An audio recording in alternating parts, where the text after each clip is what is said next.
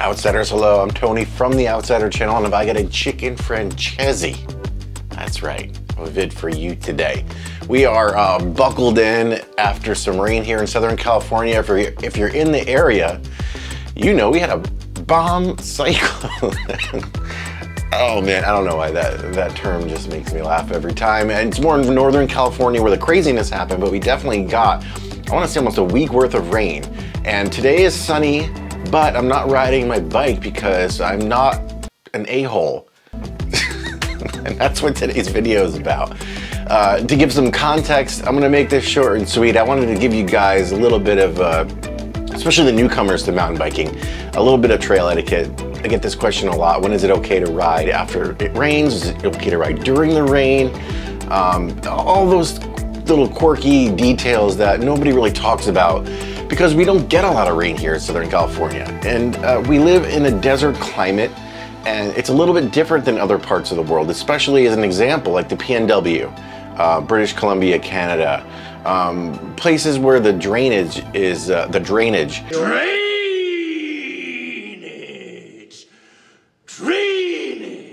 Just better in the forest floor, and we get a lot of clay, and the draining doesn't really work as good as other places that get a lot of rain. So ours sits up top, and we have to be patient with our trails. We love our trails, we love our trail builders, and we want to respect them as well.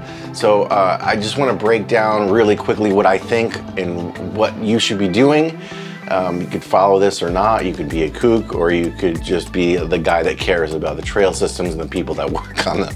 Either one, this is your choice, but I will say at the end of this video, it's worth sticking around because I'm going to show you a little refresh of one of my favorite places and one of the best places to ride here in Southern California after it rains, or sometimes even during the rain. The sand here in the San Juan Trail, which I'm going to show you, it just drains really well, and it's a great trail system and one that we really love and appreciate here. And winter is a perfect time to get at it because there's not a lot of shade and the temperature is perfect.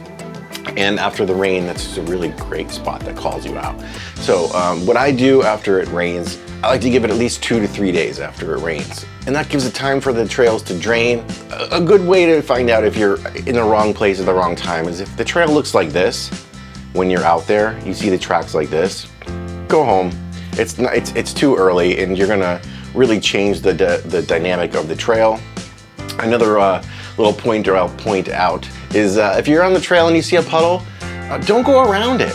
You know, go slowly right through it. I know that sounds weird and it's kind of off-putting, but you're gonna help the trail for the longevity of it. And what happens when you go around the trail is you make tracks that go around the big puddle, and you widen up the trail.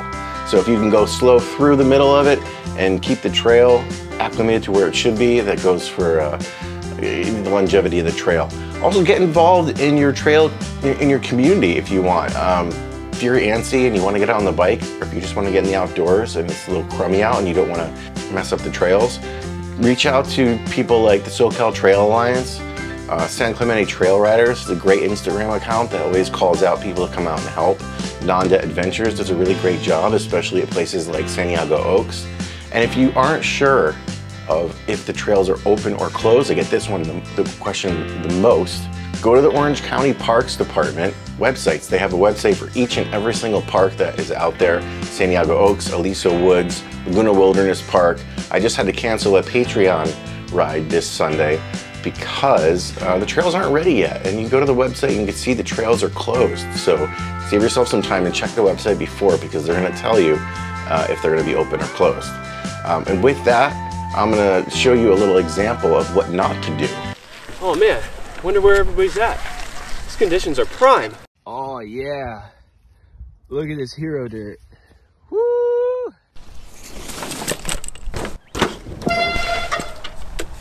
What the heck? Why would anyone put a shovel and branches on a freaking lip? Bro.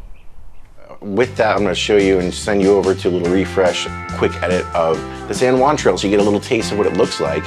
And maybe if you want to get out there this week, I'll leave the trail info below with the description. And with that, here's San Juan Trail.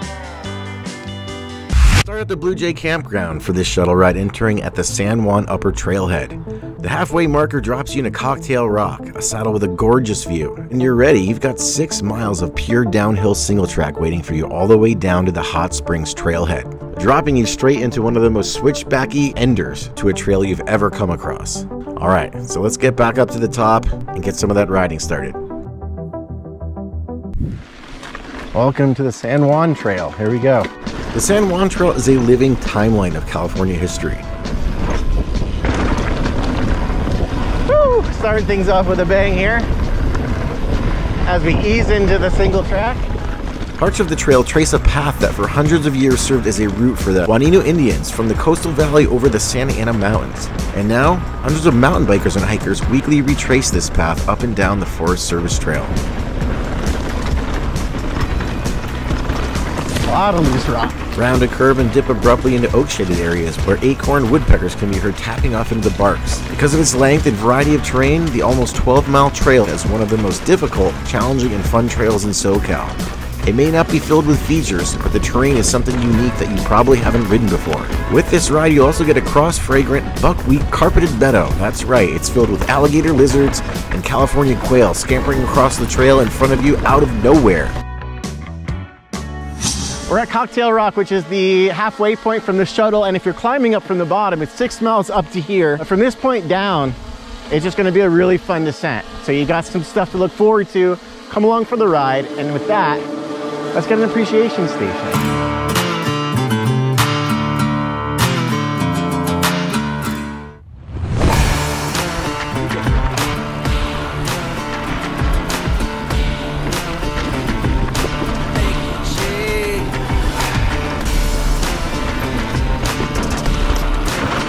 We got you guys an eye in the sky right now with some epic views.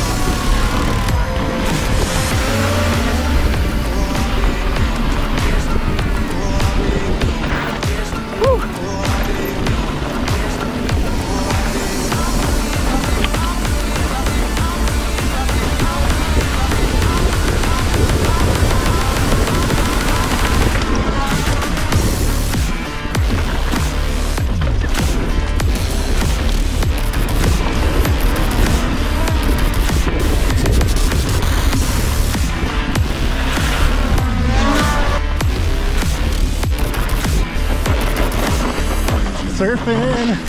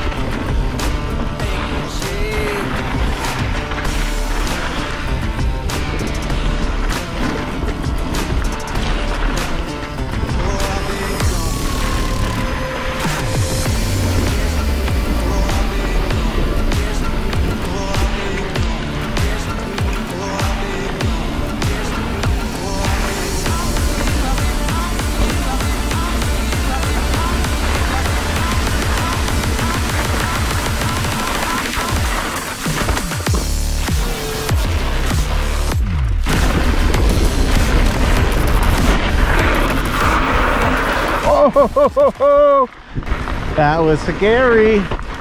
I was looking at the cliff. Thanks for sticking around. Make sure to like, subscribe, all that good stuff. And with that, I'll see you next week.